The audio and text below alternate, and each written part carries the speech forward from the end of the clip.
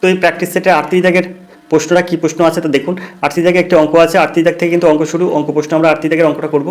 38 দাগের অঙ্ক আছে পি ও কিউ এর মধ্যে কিছু অর্থ 3/1/2:5/1/2 অনুপাতে ভাগ করা হলো। যদি পি কিউ এর থেকে 180 টাকা কম পায় তবে কিউ কত টাকা পেলো। তো খুব সুন্দর একটি অঙ্ক। তো পি কিউ এর অনুপাত দেওয়া আছে কত, P/Q, এদের অর্থের অনুপাত দেওয়া আছে 3 × 6 = 7/2 আর 5 × 10 = 11/2। এখন এই 2 আর এই 2 কেটে গেল, তো 7:11। তার মানে কিউ কত বেশি পাচ্ছে, কিউ কিন্তু বেশি পাচ্ছে কত, মানে বেশি, অর্থাৎ পার্থক্য হচ্ছে কিন্তু 11 - 7 = 4। এই 4 ভাগ কিন্তু কিউ বেশি পাচ্ছে।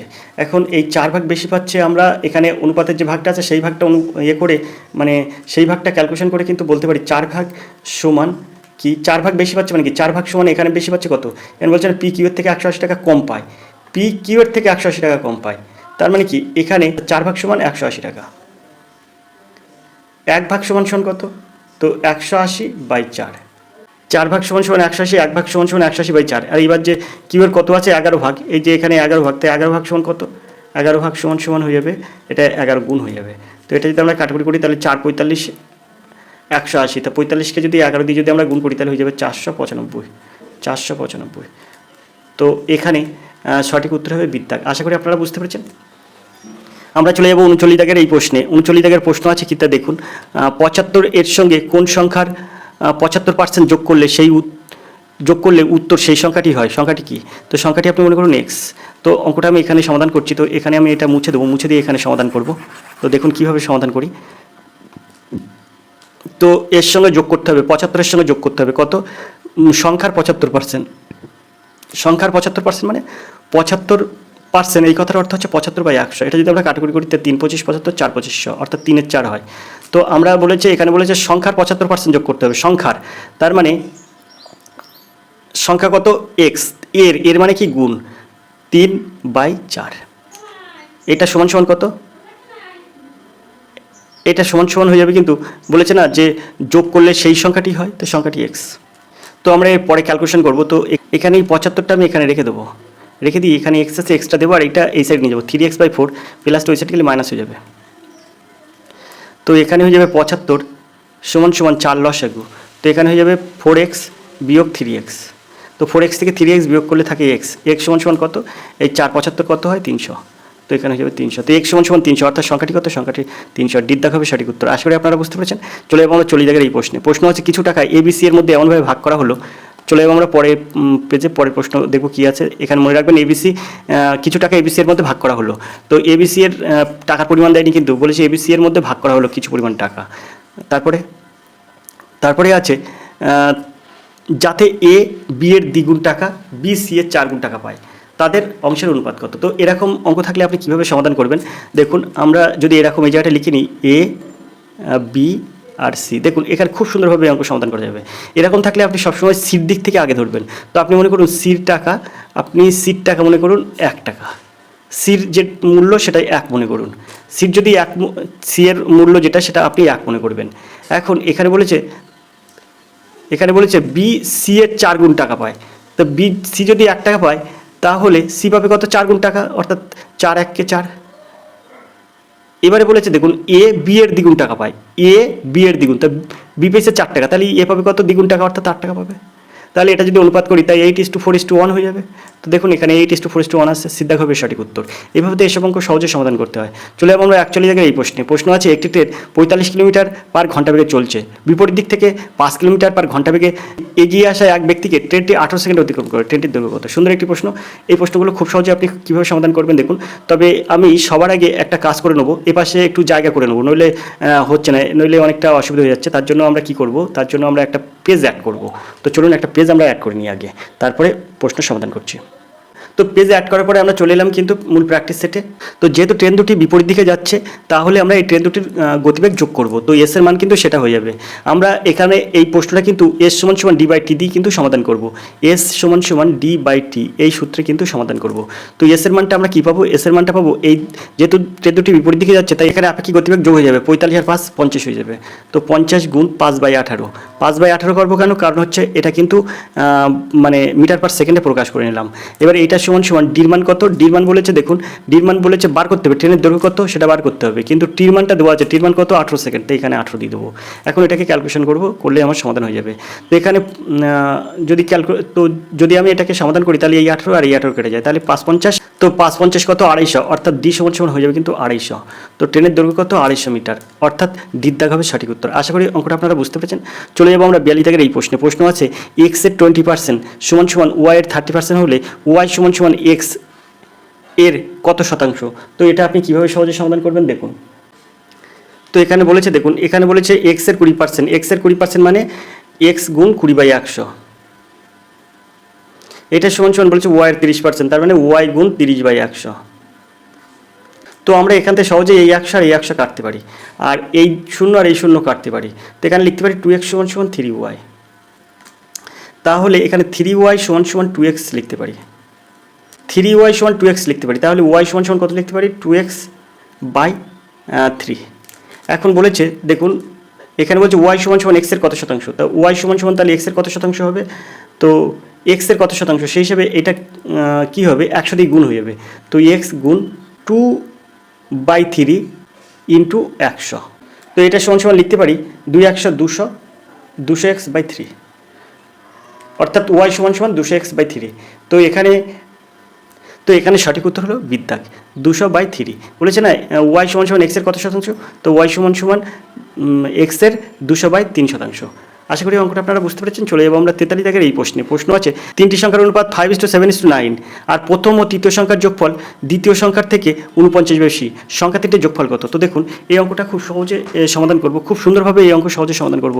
তো কীভাবে সহজে সমাধান করব দেখুন, তবে তার জন্য আমরা অঙ্ক করার জন্য কিন্তু আমরা এই প্রশ্নটা একটু মুছে নেব।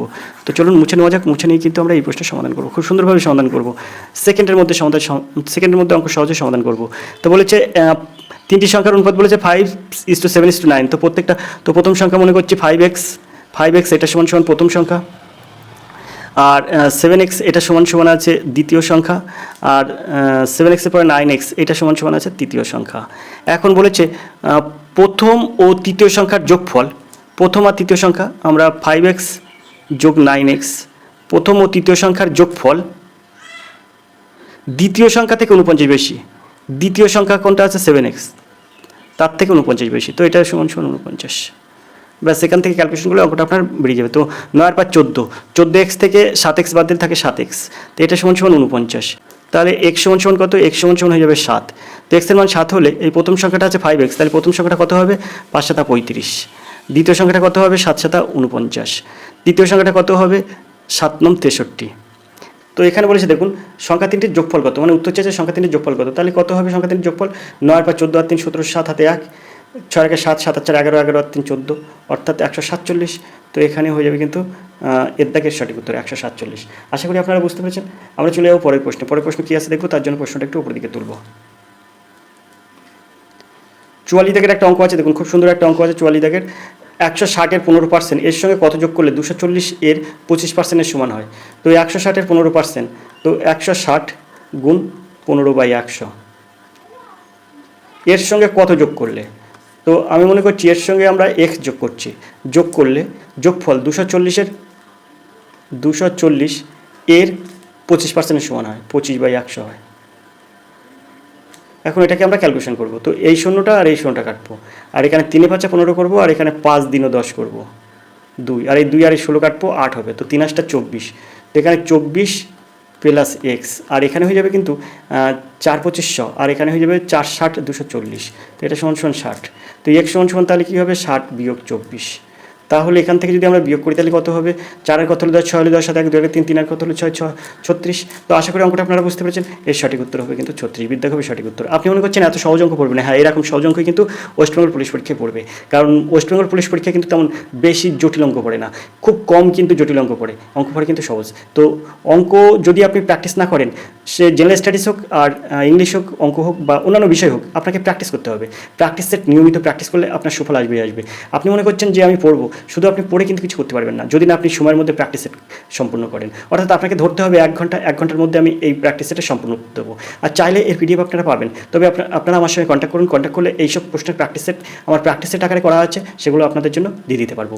তো সেগুলো কিন্তু এরকম সরাসরি এরকমভাবে কিন্তু সরাসরি কিন্তু আপনারা এইভাবে পাবেন না, এখান থেকে কিন্তু আপনারা প্র্যাকটিস সেট আকারে পেয়ে যাবেন। তো আশা করি আপনারা বুঝতে পেরেছেন। তো বেশি করে আপনারা প্র্যাকটিস করুন। আর সবথেকে বড় কথা, আপনার যদি ভিডিও ভালো লাগে তাহলে ভিডিওতে একটা লাইক দিন, কারণ লাইক সাবস্ক্রাইব করবেন সেটা আপনার চ্যানেল ভালো লাগলে, কিন্তু ভিডিও ভালো লাগলে কিন্তু প্লিজ একটা লাইক করবেন, এটা আপনাদের কাছে অনুরোধ। লাইক করুন, বেশি করে ভিডিও লাইক করুন আর শেয়ার করুন।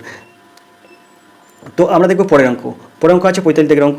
অমর 45,000 টাকা নিয়ে একটা ব্যবসা শুরু করলো, 6 মাস পরে প্রকাশ 30,000 টাকা নিয়ে ব্যবসা যোগ দিল।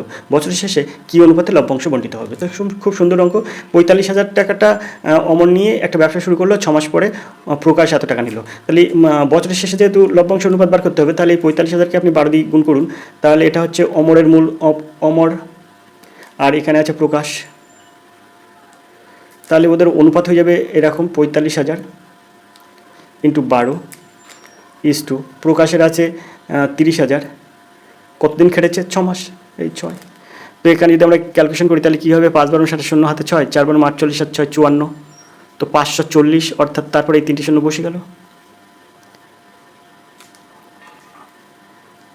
3 6 18।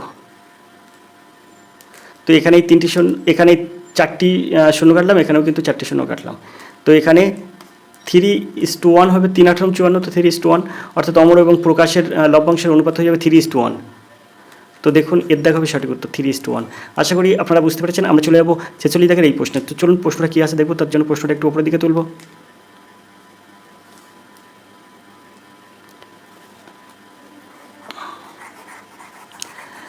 প্রশ্ন উপরের দিকে তোলার পরে আমরা কিন্তু এটা ক্লিয়ার করে নিলাম। ক্লিয়ার করে নেওয়ার পরে আমরা কিন্তু 46 দাগের অঙ্কটা আছে দেখুন, ABC যথাক্রমে 2,700 টাকা, 8,100 টাকা এবং 7,200 টাকা নিয়ে একটি যৌথ ব্যবসা শুরু করলো। বছরের শেষে 3,600 টাকা লভ্যাংশ পেলে মোট লাভ কত টাকা?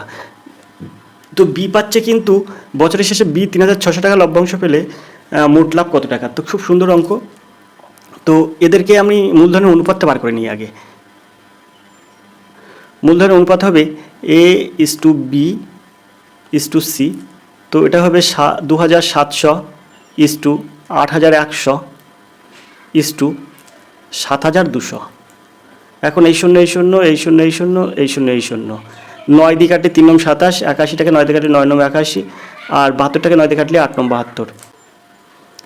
তাহলে A:B:C = 3:9:8।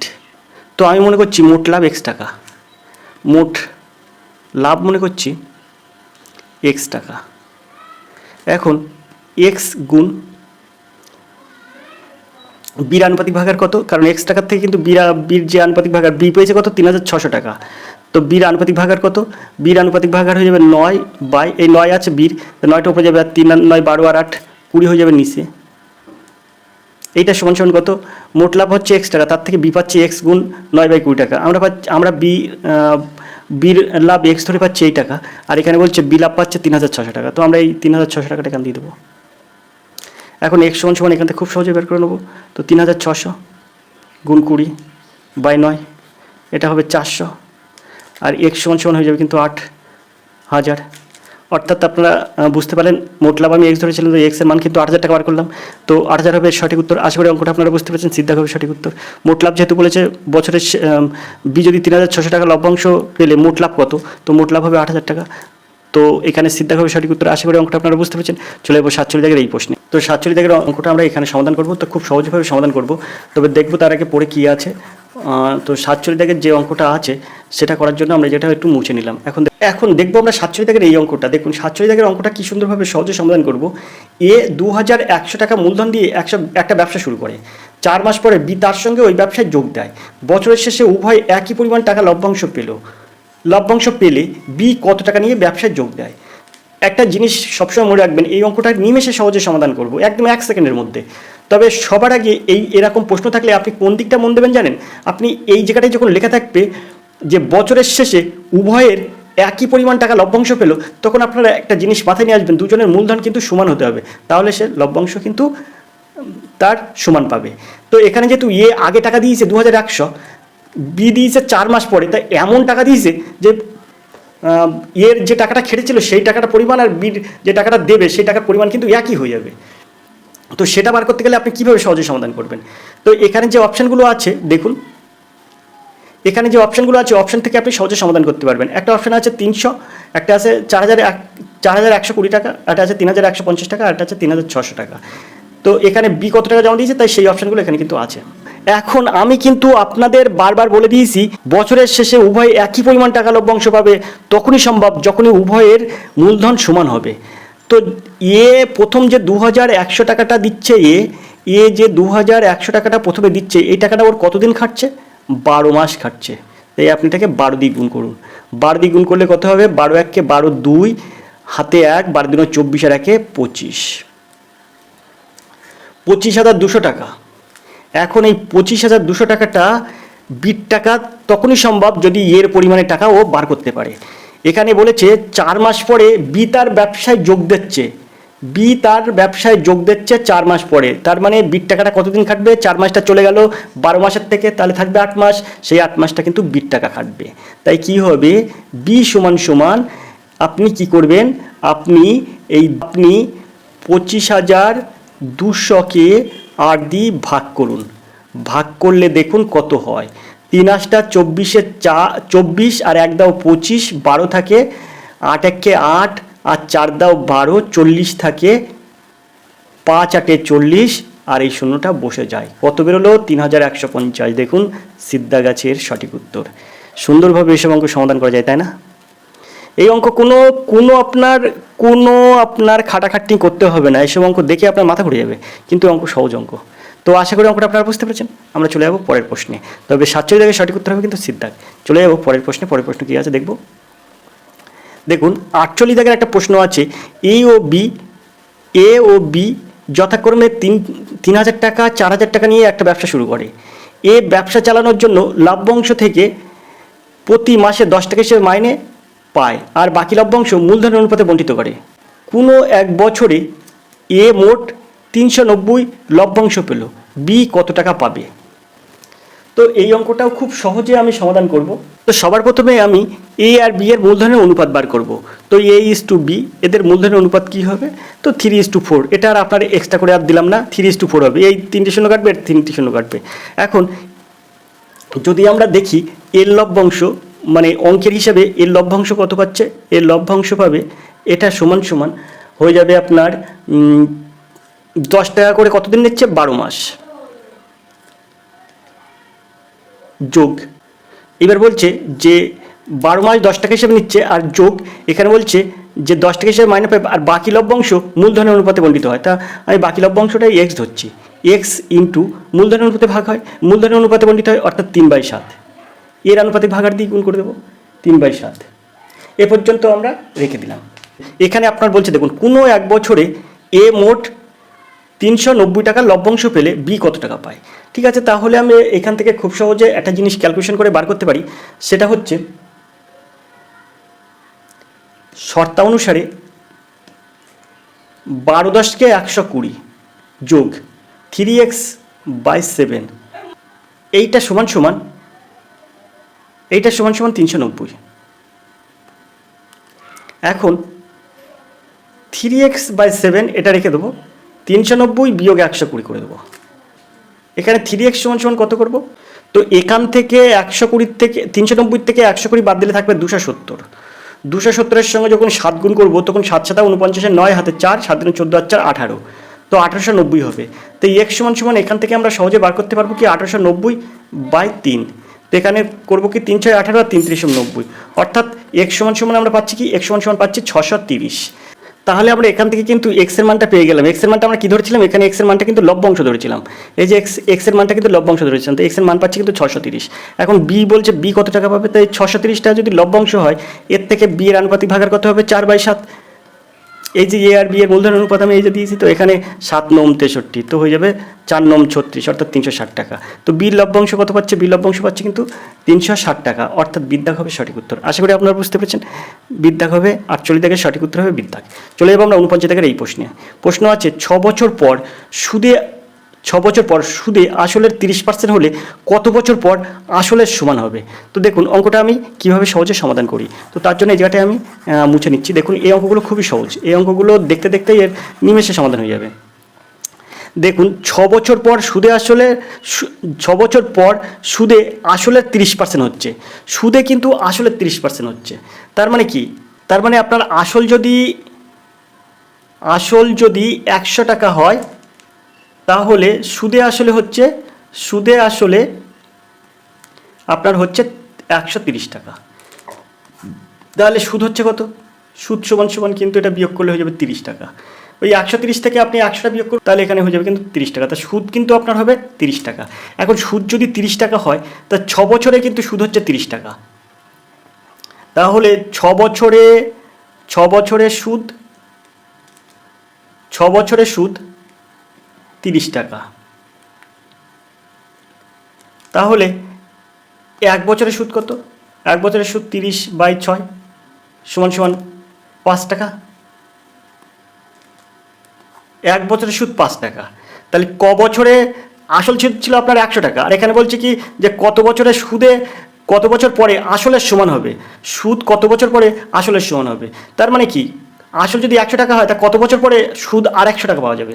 তো আমার বছরের সুদ হচ্ছে 5 টাকা, তাহলে কত বছর লাগবে 100 টাকা হতে? তাহলে 20 বছর লাগবে।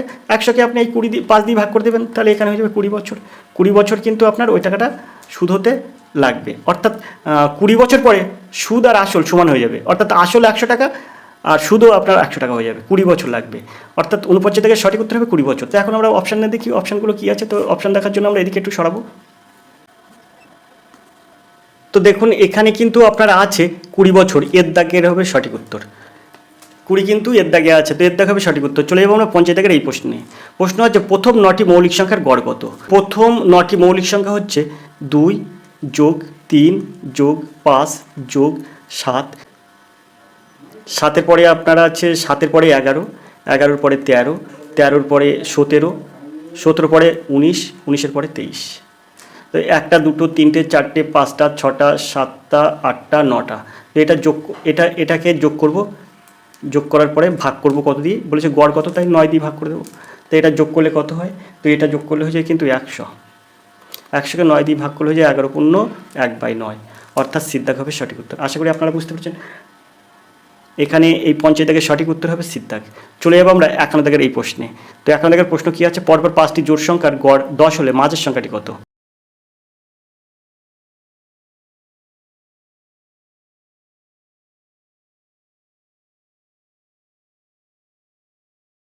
চলে যাবো আমরা 52 দাগের এই প্রশ্নে। প্রশ্ন আছে পরপর 4টি বিজোড় সংখ্যার গড় 12 হলে সর্বনিম্ন সংখ্যাটি কত? পরপর 4টি বিজোড় সংখ্যার গড় বলেছে 12। তাহলে পরপর 4টি বিজোড় সংখ্যার গড় 12 হলে সমষ্টি হবে কিন্তু 4 × 48। তাহলে এক্স প্লাস 2, তারপরে আপনার এক্স প্লাস 4, তারপর আপনার এক্স প্লাস 6। তো এইটা সমান সমান কত? এটা সমান সমান কিন্তু আপনার হবে কত? এটা সমান সমান হবে আপনার, এখানে বলেছে 4টি বিজোড় সংখ্যার গড় 12, তাহলে 4 × 48 হবে। তো এখান থেকে আমরা ক্যালকুলেশন করবো 1 2 3 4টি এক্স, তো এখানে 4x হয়ে যাবে, প্লাস এখানে হয়ে যাবে 2 আর 4 6 আর 6 12, এটা সমান সমান 48। তাহলে 4x সমান সমান কত? 4x সমান সমান হয়ে যাবে কিন্তু 48 থেকে 12 বাদ দিলে হবে 36। তো x সমান সমান হয়ে যাবে কিন্তু 9। এখন x সমান সমান যদি 9 হয়, x সমান সমান যদি আপনার 9 হয়, তাহলে এখানে বলেছে যে সর্বনিম্ন কোনটি? তো সর্বনিম্নই তো x, নইলে এটা হবে এক্সের পরের সংখ্যা হবে এক্স, 9 আর 2 11, তো এক্স হবে সর্বনিম্ন সংখ্যা, তো এক্সের সর্বনিম্ন সংখ্যা মানে 9। তো এর সঠিক উত্তর হবে 9, অর্থাৎ এর দাগ হবে সঠিক উত্তর। চলে যাবো আমরা 53 দাগের এই প্রশ্নে। প্রশ্ন আছে এক ব্যক্তির ভাতা মূল মাইনে 14% ভাতাসহ মূল মাইনে 36,000 টাকা হলে মূল মাইনে কত? তো এই অঙ্কটা আপনি কীভাবে সহজে সমাধান করবেন?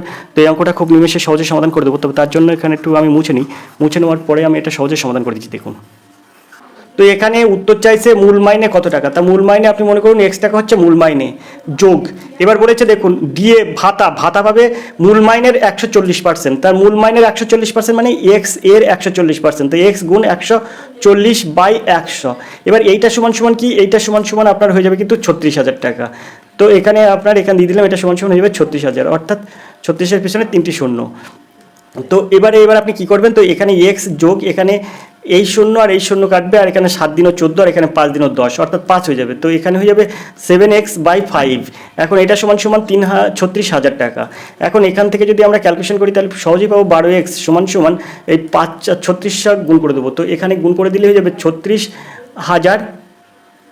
36,000কে 5 দিয়ে গুণ করে দেবো। তো এখানে থাকলো, এখানে এবার x সমান সমান কী হবে, x সমান সমান হয়ে যাবে হচ্ছে 36,000 ইন্টু 5, আর নিচে হয়ে যাবে এই 12টার নিচে। তো এটা যদি আমরা কাটি তাহলে এখানে যাবে 3,000।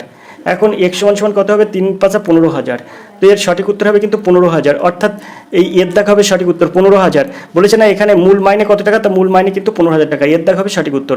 আশা করি আপনারা বুঝতে পেরেছেন। এবার আমরা চলে যাবো 54-এর এই প্রশ্নে। প্রশ্ন আছে একটি ছাত্রের 10টি পরীক্ষা নম্বরের গড় হচ্ছে 80, সর্বোচ্চ এবং সর্বনিম্ন নম্বর না ধরলে গড় হয় 81, যদি সর্বোচ্চ নম্বর 92 হয় তবে সর্বনিম্ন নম্বর কত। তো এই অঙ্কটাও কীভাবে সহজে সমাধান করবেন, খুব সহজে সমাধান করব। কীভাবে করব দেখতে থাকুন। তো এখানে আছে দেখুন কত সুন্দরভাবে সহজে সমাধান করব। এখানে যে কথাটা আছে 10টি পরীক্ষার নম্বরের গড় 80, তাহলে মোট নম্বর কত, তো 80 × 10, তাহলে কত হবে 80 × 10, তাহলে কত হবে 80 × 10 মানে 800 নম্বর হবে। মোট নম্বর কিন্তু 800, মোট নম্বর 800। এখন এখান থেকে বলেছে সর্বোচ্চ সর্বনিম্ন নম্বর না ধরলে গড় হয় 8, গড় হয় 81। তো 81 গুণ সর্বনিম্ন এবং সর্বোচ্চ নাম্বার ধরলাম না, মানে দুটো পরীক্ষার নাম্বার ধরলাম না। তাই সেখান থেকে 10টা মোট পরীক্ষা, তার থেকে দুটো বাদ গেলে থাকে 8টা। তো 81কে 8 দিয়ে গুণ করুন, তাহলে কী হবে 8 × 8 = 8 × 8 = 64।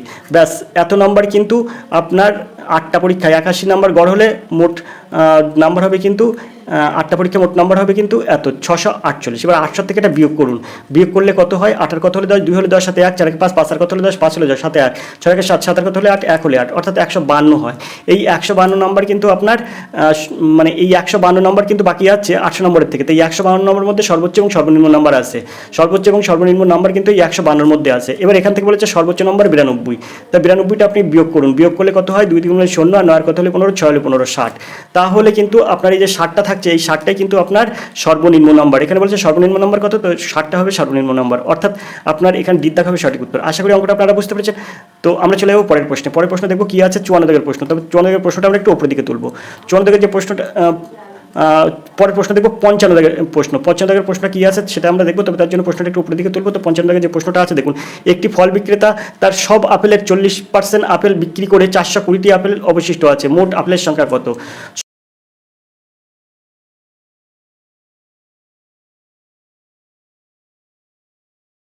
চলে যাবো আমরা 56 দাগের এই প্রশ্নে। প্রশ্ন আছে 40 কিলোমিটার ঘন্টা আর 22 কিলোমিটার ঘন্টা বেগে একই দিকে গতিশীল দুটি ট্রেন পরস্পরের দিকে 1 মিনিটে অতিক্রম করে।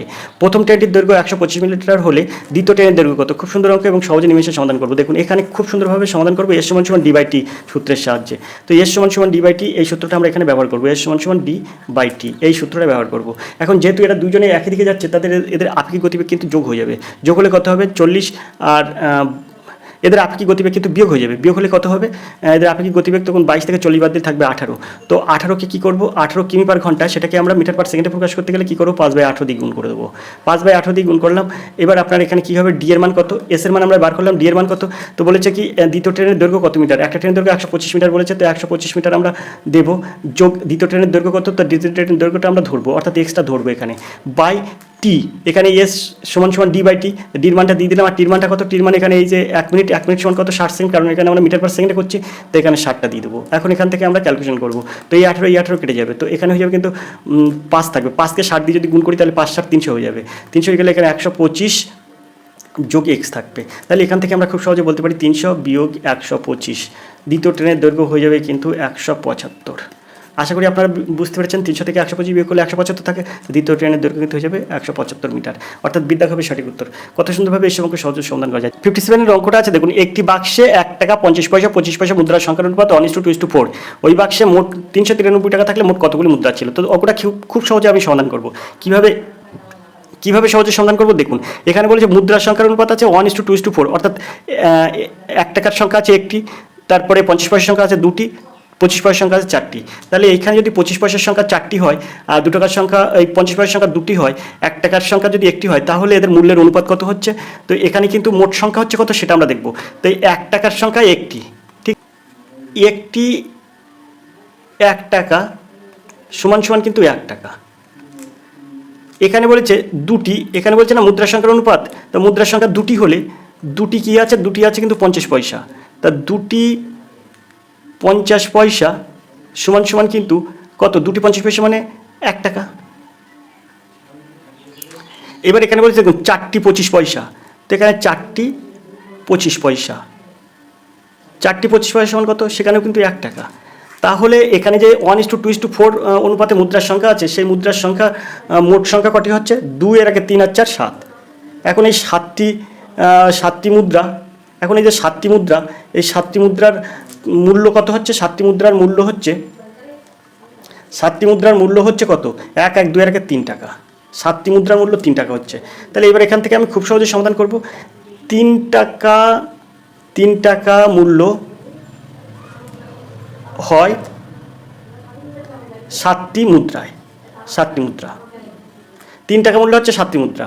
তাহলে 1 টাকা মূল্য হচ্ছে কত, 7/3টি মুদ্রা। আর এইবার এখানে বলছে 393 টাকা।